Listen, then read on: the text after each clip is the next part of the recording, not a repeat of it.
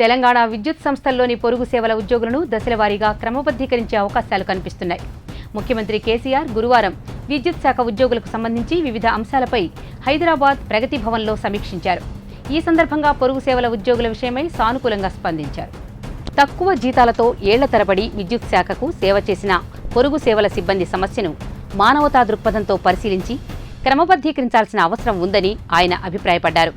వీరందరినీ దశలవారీగా క్రమబద్ధీకరించేందుకు ఉన్న అవకాశాలను పరిశీలించాలని ఉన్నతాధికారులను ఆదేశించారు. ఈ నెల 6 నుండి సమ్మెకు పిలుపునిచ్చిన విద్యుత్ ఉద్యోగ సంఘాలు ఆ పిలుపును విరమించుకొని ఇంధన శాఖ మంత్రి జగదీష్ రెడ్డితో చర్చించాలని ముఖ్యమంత్రి సూచించారు.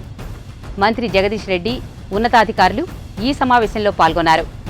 విద్యుత్ ఉద్యోగులు, పొరుగు సేవల సిబ్బంది డిమాండ్లను జెన్కో సీఎండీ ప్రభాకర్ రావు, ఇతర ఉన్నతాధికారులు సీఎం దృష్టికి తీసుకొచ్చారు.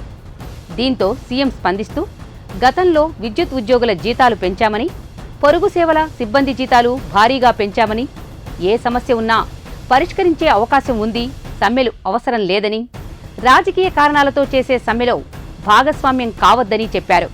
ప్రజలకు ఇబ్బంది కలిగేలా వ్యవహరించకుండా సమ్మె పిలుపును ఉపసంహరించుకోవాలని, తెలంగాణ రాష్ట్రంలో అన్ని వర్గాలు సంతోషంగా, సంతృప్తిగా ఉండాలని చెప్పారు. ఆరోగ్యకరమైన తెలంగాణ నా లక్ష్యమని స్పష్టం చేశారు. సమ్మె ఉపసంహరణ ప్రకటన జరిగిన వెంటనే ఉద్యోగ సంఘాల నాయకులను చర్చలకు పిలిచి సమస్యలను సానుకూలంగా పరిష్కరించాలని మంత్రి జగదీష్ రెడ్డిని ముఖ్యమంత్రి ఆదేశించారు.